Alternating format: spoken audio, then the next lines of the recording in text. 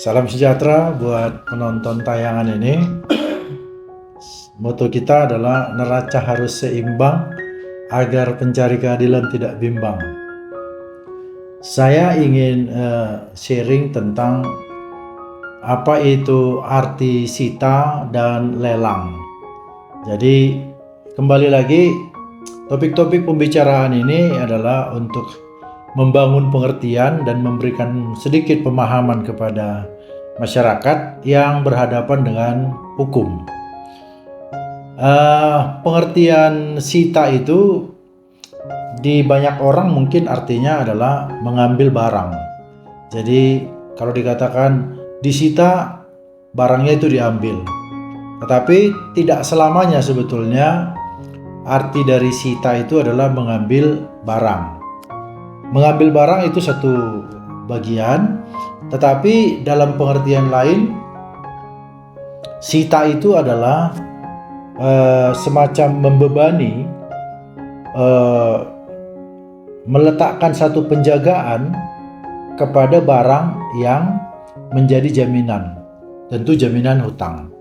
Jadi misalnya begini, kalau kita punya hutang kepada seseorang atau kepada perusahaan, lalu kemudian hutang yang kita punya ini tidak kita bayar, sudah jatuh tempo, maka biasanya kita akan digugat di pengadilan negeri dengan gugatan secara umum lah ya, gugatan biasa.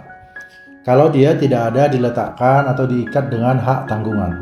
Nah, kita cerita dulu tentang gugatan biasa. Gugatan biasa itu berjalan mulai dari tingkat pengadilan negeri, pengadilan tinggi, dan nanti mungkin Mahkamah Agung dan PK. Jadi biasanya ketika gugatan berjalan di tingkat pengadilan negeri, si kreditur atau pemilik uang itu akan memohonkan kepada majelis hakim yang memeriksa perkara supaya terhadap tanah dan bangunan yang kita punya sebagai orang yang berhutang ini, supaya diletakkan sita, supaya diletakkan penjagaan. Maksudnya adalah supaya kita sebagai pemilik tanah tidak leluasa lagi untuk menjual tanah itu, untuk mengalihkan tanah itu, atau mungkin untuk menyewakan dan seterusnya. Itulah salah satu tujuannya. Jadi sita yang dimaksud tadi seperti yang kami terangkan di awal, tujuannya adalah untuk menjaga agar ketika perkara itu selesai di tahap pengadilan, nanti gampang menjualnya.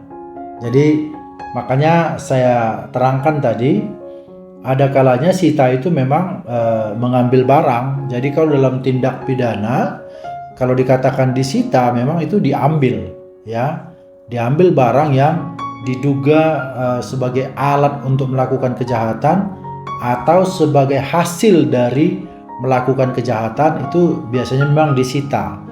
Dan untuk penyitaan itu sendiri tentu ada berita acara, ada penetapan.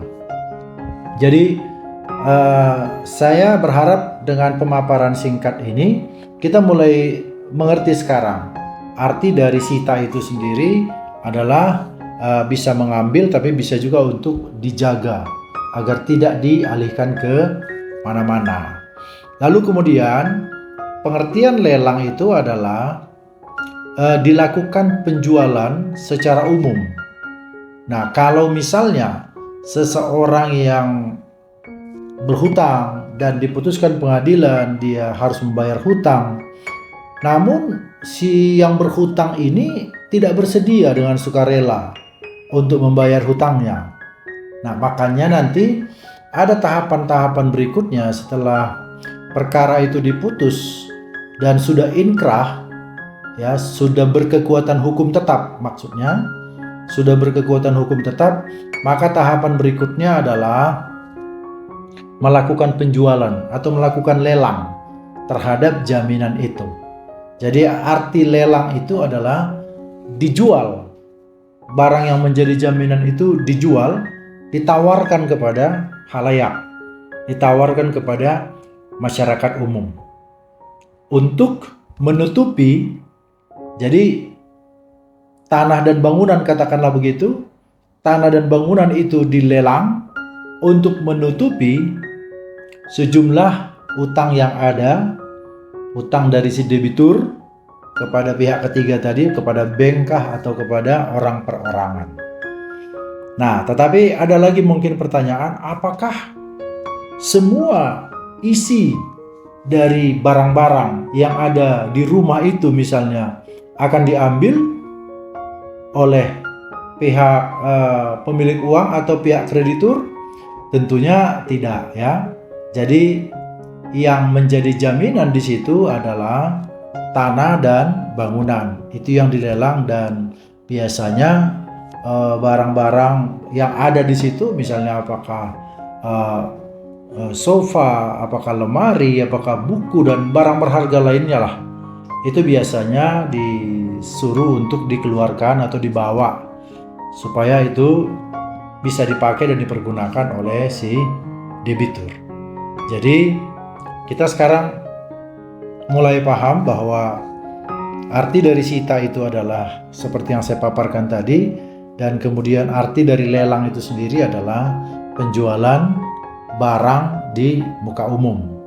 Ya, jadi nanti mekanismenya seperti apa nanti ada bahasan di tahap berikutnya, karena untuk melakukan pelelangan itu mekanismenya nanti adalah melalui penetapan dari Ketua Pengadilan Negeri di mana perkara itu diputus.